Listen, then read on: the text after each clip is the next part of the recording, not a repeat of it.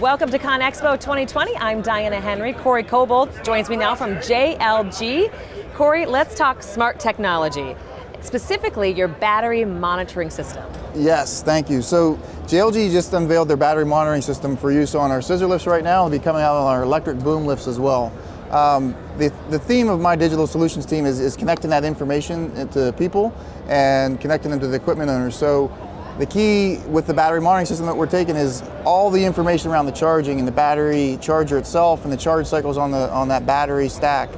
How can we get the right information into the technician's hands to make the right decisions instead of, going on assumptions and premonitions, if you will, and ideas from the user. It's a matter of you have the facts in your hands to know how it's being charged and how is that state of charge on that system working.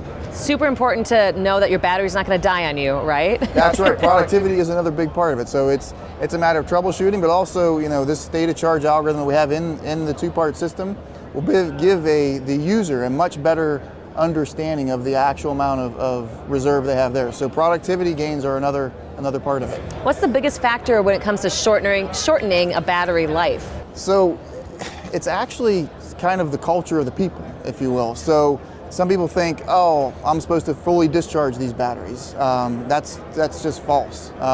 You want to try and keep these flooded lead acid batteries above 80% charge if you can. And also just the maintenance, it's kind of a lot of work to check the water, if you will, in the batteries. And a lot of times, most of our customers say just, the end users don't do it and it doesn't happen. So I think it's the culture that you're trying to shift to say, how should you take care of these and how can technology help with that? So how is JLG helping with that? So I think, like I said, the information is there, but also we have a unique algorithm in the system where we'll be able to help the equipment owner know which of the machines. So say you have 10 or 50 machines here, you can see them on the app. Only those that need water can be flagged and then say, hey, have your service technician actually put water in these 5 machines because they're going to need it. So you're not wasting time. Exactly, yep. And potentially avoiding damage, right? That's right, yeah, because if you don't have water in them, you're not charging them correctly, those plates get damaged, and then the life of the battery is drastically reduced. And we think if you take care of the batteries appropriately, they'll take care of you? Yeah, and 40% longer life. Oh, wow, yeah. That's significant. It's huge, and especially you look at the dollars some of these fleets spend, this is a lot of money. We're going to continue to talk about connecting information and augmented reality. You unveiled some really cool stuff here at ConExpo. Let's talk about that. So the team's very proud to unveil our augmented reality app. It's going to be out in the App Store here in roughly May. The Google Play Store will be following up after that. It'll be on handheld devices. The smart glasses and things, just the adoption we think is a bit of an extra hurdle. So we're using smart handheld devices. And we've got 5 different modules that we've rolled out, and it's our first step. We want to work with our customers to say, okay, here's our first take on sales applications, operations, and then service as well, to give an example of how this new exciting technology can be used.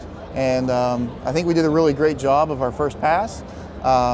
And we're going to be partnering with customers to understand where should we invest to build this out then after for next revisions. And safety is super important. It's a huge component, right? It is, and I think if someone has the information, so just to clarify, like all of this information is available today, right? So it's in the manuals, it's in the literature, but using technology to try and get that information to the person's hands easier, I think can enhance safety, right? So if they don't have to go looking for information, or if one of the key, one good example of that is the decal.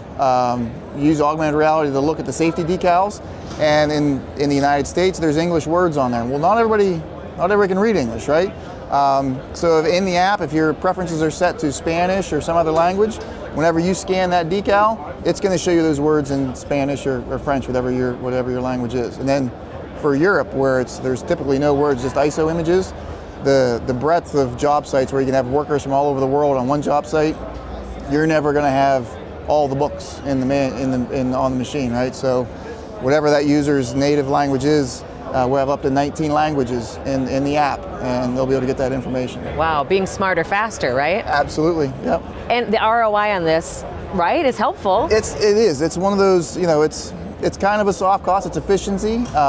It's not as easy, me as an engineer, I can say, hey, this battery monitoring thing, hard cost, this is, we can really save some millions of dollars here.